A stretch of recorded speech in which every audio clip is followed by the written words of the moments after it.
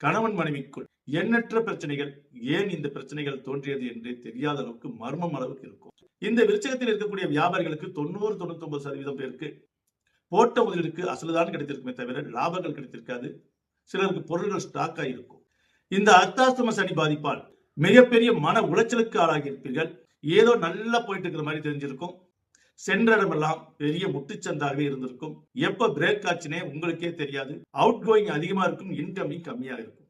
இந்த விருச்சகத்துடைய பிளஸ் என்னவென்றால், எப்படித்தான் தன்னுடைய வாழ்க்கையில எவ்வளவுதான் சோதனைகள் வந்தாலும் அந்த சோதனைகளையும் சாதனையாக மாற்றக்கூடிய வல்லமை இயற்கையாகவே இறைவன் இவங்களுக்கு இதயத்துக்கு ஒரு வலிமை தாங்கக்கூடிய இதயத்தை படைத்திருக்கார். பொதுவாக மாதம் மும்மழை பெய்ய வேண்டும் என்று ஒரு பழமொழி இருக்கிறது. இவர்களுக்கு மாதம் மும்மழை பெய்ய தேவையில்லை, மாதம் ஒரு மழை பெய்தால் கூட போதும். அதை வைத்து அட்ஜஸ்ட் பண்ணி வாழ்வில் ஜெயித்து விடுவார்கள்.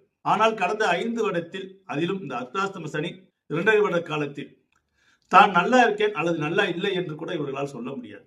நல்லா போயிட்டு இருக்கிற மாதிரி இருக்கும், திடீர்னு பிரேக் ஆகும். எதை செய்வது எதை செய்யக்கூடாது என்ற மனக்குழப்பத்தில் ஆளாக்கும்.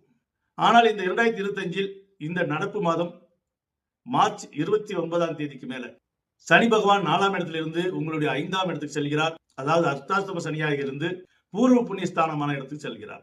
இந்த பூர்வ புண்ணிய ஸ்தானம் என்பது மிகப்பெரிய ஒரு முக்கியமான ஸ்தானம். யாரெல்லாம் பூர்வ ஜென்மத்தில் எந்த மாதிரி நடந்திருக்கார்களோ அதற்கு தகுந்த சன்மானத்தை கொடுக்கக்கூடிய காலம்.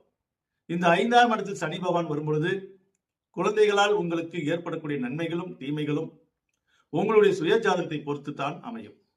கடந்த 2.5 வருடத்தில் அர்த்தாஷ்டம சனியால் பெரும்பாலும் 80% பேருக்கு அக்டோபர் மாதம் முதலே, அக்டோபர், நவம்பர், டிசம்பர், ஜனவரி, பிப்ரவரி முடிஞ்சும் இந்த மார்ச் மாசம் தொடங்கியும் மன மகிழ்ச்சியான நிகழ்வுகள் எதுவும் நடக்கவில்லை.